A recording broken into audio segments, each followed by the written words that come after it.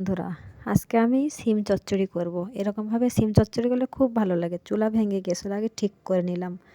এই দেখেন, চুলাতে কড়াই দিয়ে রান্না শুরু করে দিয়েছি। পেঁয়াজ রসুন সুন্দর করে আমি তেলের সাথে ভেজে নিলাম। আমি সরিষার তেল দিয়ে এটা রান্না করব।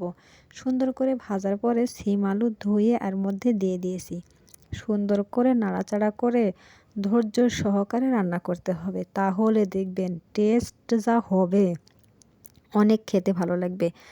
সিমগুলো দেওয়ার পরে আমি হলুদ আর লবণ দিয়ে দিয়েছি। মরিচের গুঁড়াটা দেব না, আমি কাঁচা মরিচ দিয়ে এগুলো রান্না করব।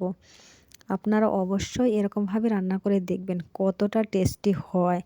একটু পানি দিয়ে রান্না করতে হবে, তা না হলে সিমটা কাছাকাছি থেকে যাবে। আমি অল্প একটু পানি দিয়েছি। এবারে সুন্দর করে নেড়েচেড়ে মিশিয়ে ঢাকনা দিয়ে ঢেকে রান্না করব। এই যে দেখেন, কালার মাশাআল্লাহ অনেক সুন্দর হয়েছে। খেতে যে কি পরিমাণ স্বাদ হয়েছে, না খেলে বোঝাই যাবে না। সবাই ভালো থাকবেন। আল্লাহ হাফেজ।